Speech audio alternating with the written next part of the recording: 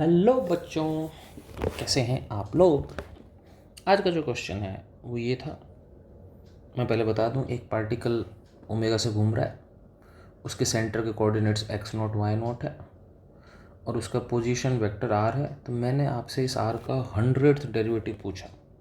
ये स्टेटमेंट है, पढ़ देता हूँ। Particle p is performing uniform circular motion at omega angular speed in a circle of radius r if its position vector is r vector then find magnitude 100th derivative of its position vector, that is magnitude of d 100 r by dt whatever। अब हुआ क्या कि question दिखने में मुश्किल लगता है। मैं सीरियसली बताऊं, जब मैंने क्वेश्चन दिया था ना तो मुझे लग नहीं रहा था कोई सॉल्व कर देगा, लेकिन कमाल की बात हुई आज। पूछो क्या। 2 बच्चों के जवाब आए और दोनों के जवाब ठीक 8:19 पे आ गए। फिर मैंने क्या किया, नेचुरल सी बात है, मैंने प्राइज़ मनी को आधा कर करके दोनों में डिवाइड कर दिया। तो 2 विनर थे यहाँ पे, एक युक्ति माता और एक सिद्धार्थ भैया। ठीक है, तो इस बार 2 अवार्ड के विनर थे। इनके सॉल्यूशन ऑलमोस्ट एक जैसे ही हैं। ठीक है, तो सॉल्यूशन ऑलमोस्ट एक जैसे हैं, आप देख सकते हो स्क्रीनशॉट लेके। कोई ज़्यादा फ़र्क नहीं सॉल्यूशन में, बिल्कुल एक जैसा सॉल्यूशन है। ठीक है, एक ही टाइम पे एक जैसा दोनों ने दिमाग चलाया। अब मैं इसका सॉल्यूशन कर दूं और नेचुरल सी बात है, मेरा सॉल्यूशन इनसे बेटर है, क्योंकि ऐसा नहीं कि इनका ही बेटर हो सकता, लेकिन मेरा सॉल्यूशन बेटर है। कई बार ये बच्चे बहुत ही शानदार सॉल्यूशन दे देते हैं। चल भाई, तो let's look at the solution. इस सॉल्यूशन में मैं आपको इसका सॉल्यूशन भी बताऊंगा और मैं आपको ये भी बताऊंगा कि सॉल्यूशन की मदद से कुछ और अच्छी चीज़ें बताऊंगा। तो देखते रहें और हाँ, लाइक करें, सब्सक्राइब करें, वॉट एवर। ठीक है, लेट्स स्टार्ट। ठीक है, चलो ये क्वेश्चन है। तो मान लो इसका जो पोजीशन वेक्टर है सेंटर से देखने पे वो r वेक्टर मान लेते हैं, और इसके सेंटर का जो कोऑर्डिनेट है वो कुछ ना कुछ है। उस कोऑर्डिनेट को r0 वेक्टर मान लेते हैं। dr बाय dt जो होगा वो होगा d by dt of r0 plus r vector, this plus this बराबर दिस, ट्राइंगल लॉ।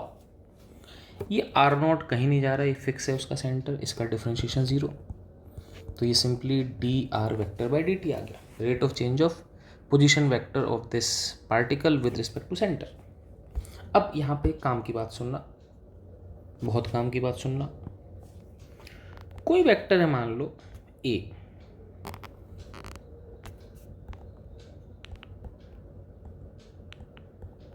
ठीक है।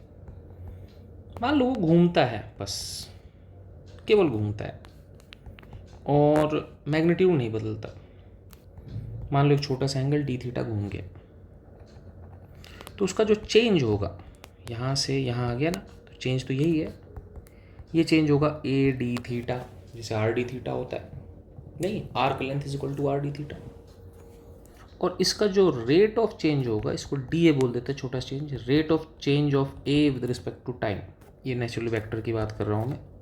वो होगा d by d t of A d theta, A d theta by d t. और d theta by d t क्या होता है बच्चों, ओमेगा। तो किसी ए वेक्टर का चेंज ए ओमेगा होगा। दूसरी बात, क्योंकि ये बहुत छोटा सा एंगल है तो ये इसके परपेंडिकुलर होना चाहिए ऑलमोस्ट, इसके भी, क्योंकि एक्चुअली एंगल बहुत छोटा है, ये एंगल है 0.00001 डिग्री, तो ये दोनों एंगल ऑलमोस्ट 90 डिग्री हैं। तो एक चीज़ हमने सीखी कि अगर कोई वेक्टर घूमता है, अगर कोई वेक्टर घूमता है किसी एंगल, बहुत छोटे छोटे डी थीटा एंगल से, बिना मैग्नीट्यूड के चेंज किए, तो उसका जो चेंज होता है वो वेक्टर इंटू ओमेगा होता है, और जो चेंज की डायरेक्शन होती है वो हमेशा उस वेक्टर के परपेंडिकुलर होती है। अब इस बात को आप लोग जानते भी हो, जैसे मैं आपको समझाता हूँ।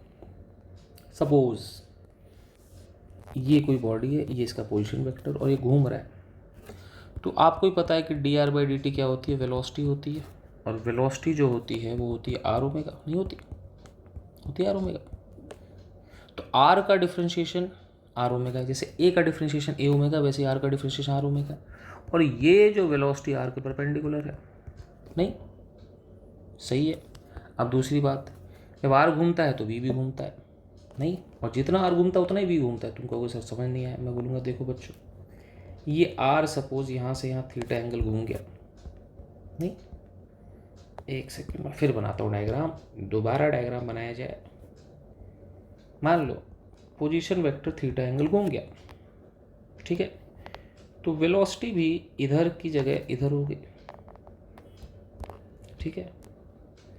तो ये जो वेलोसिटी है वो कितना घूमी, तो नेचुरल सी बात है, ये 90 टोटल 360, ये थीटा, तो ये 180 माइनस थीटा, क्योंकि इन दोनों का सम भी 180 ही होगा, तो ये एंगल फिर थीटा होगा, तो वेलोसिटी भी थीटा घूमेगी, इसमें क्या सोचना। तो अगर वेलोसिटी डी थीटा घूमेगी तो वेलोसिटी का जो चेंज होगा डी बाई डी टी, ठीक है बच्चों, वो क्या होगा वी ओमेगा। जैसे ए का चेंज ए ओमेगा है, वी का चेंज वी ओमेगा होगा, और ओमेगा वी बार होता है तो इसको वी स्क्वायर बार, या वी को ओमेगा बाय आर तो ओमेगा स्क्वायर आर लिख सकते हो, आप पता ही है। और ये सेंट्रीपिटल एक्सेलरेशन होता है, और वो वी के परपेंडिकुलर होता है, तो वी का चेंज वी का परपेंडिकुलर सेंटर की तरफ हो जाता है, सेंट्रीपिटल है रेडियल एक्सेलरेशन, नहीं। तो हमने एक बहुत सिंपल सी बात पकड़ी कि अगर कोई वेक्टर ए है तो उसका रेट ऑफ चेंज जो होगा वो ए ओमेगा होगा, ठीक है, और ये ए के परपेंडिकुलर होगा, ठीक है, सही है, बहुत सिंपल सी बात है, ठीक है। फिलहाल इस क्वेश्चन के आंसर की बात है तो बहुत सिंपल है, तो d r by d t क्या होगा आर ओमेगा, सही है, d by d t of r omega, और ये इनफैक्ट ये आर के परपेंडिकुलर होगा, लेकिन चक्कर में नहीं जा रहा, ये बेसिकली वेलोसिटी। अब इसका चेंज क्या होगा, ये इंटू ओमेगा मतलब आर ओमेगा स्क्वायर, ठीक है। तो ये आर ओमेगा क्या D r by d T, मतलब ये सेकंड डिफ्रेंशिएशन है। अब आप सेकंड डिफ्रेंशिएशन का फिर डिफ्रेंशिएशन करोगे तो देखो पहले में ओमेगा की पावर 1 आई, फिर ओमेगा की पावर 2 आ गई। अब ये सिंपल सी बात है, अगर आपको एन बारी डिफ्रेंशिएट करना है तो आर इंटू ओमेगा की पावर एन आएगी, बिल्कुल सिंपल सा फंड, इससे सिंपल कोई फंड है। आप फिर डिफ्रेंशिएट करोगे तो इसमें एक और ओमेगा आ जाएगा, फिर करोगे एक और ओमेगा आ जाएगा, ठीक है। तो जी बहुत आसान है। लेकिन मैं आपको एक चीज़ और बताना चाहता हूँ कि अगर मैग्नीट्यूड भी चेंज हो तो क्या होता है। देख लो बच्चों, ये सॉल्यूशन यहाँ खत्म हो गया। सपोज एक वेक्टर ये है और इसका मैग्नीट्यूड भी चेंज हो जाता है, बिल्कुल ज़रा सा घूमा है, मैंने थोड़ा ज़्यादा दिखा दिया, तो आप ये समझना कि ये वेक्टर ए है, जैसे मान लो एक वेक्टर वी मान लेते हैं वेलोसिटी, और ये घूमा भी और इसका मैग्नीट्यूड भी डी वी चेंज हो गया। अब आप ये सोचो, इस वेक्टर का जो चेंज है दो चेंज होंगे, एक तो मैग्नीट्यूड का चेंज और दूसरा ये चेंज, मतलब इसका जो टोटल चेंज है, एक्चुअली टोटल चेंज तो ये है आपके पास, लेकिन क्योंकि ये वेक्टर यहाँ से भाई उसका मैग्नीट्यूड भी बढ़ गया, डायरेक्शन बदल गई, तो इसका जो टोटल चेंज होगा वो होगा वी डी थीटा, ये वाला वेक्टर प्लस ये वाला वेक्टर, मतलब ये बेसिकली डायरेक्शन बदली, मतलब इन दोनों का ट्रायंगल लॉस सम करो ही आएगा। अब acceleration d by d t जो आएगी वो क्या आएगी बच्चों, d by d t of v d theta plus, ठीक है ना भाई, आपने कुछ नहीं किया, हमने सिंपली आपने सॉरी हम इसको डी टी से डिवाइड करते हैं, तो v d theta by d t plus d v by d t, तो ये तो वी ओमेगा हो गया, नहीं हो गया, सही है। और d v by d t क्या होता है टेंजेंशियल एक्सेलरेशन, तो ये रेडियल प्लस टेंजेंशियल हो गया। तो इसी रेडियल प्लस टेंजेंशियल को हम ऐसे भी डिराइव कर सकते हैं एक लाइन में। तो हमने नई नई बातें सीखी, बहुत सारी चीज़ सीखी और बहुत ही सिंपल तरीके से आंसर निकाल लिया। ओके बच्चों, बाय, मिलते हैं आपसे कल। और कृपया आपसे एक रिक्वेस्ट है कि if you really like my work, तो माय अप्रिसिएशन विल बी कि आप अच्छे अच्छे बच्चों को जोड़ें, अच्छे अच्छे बच्चे सवाल करें, ठीक है। आपको भी अच्छे सॉल्यूशन मिलेंगे, अच्छे सवाल मिलेंगे। ओके बच्चों, bye, good night, take care.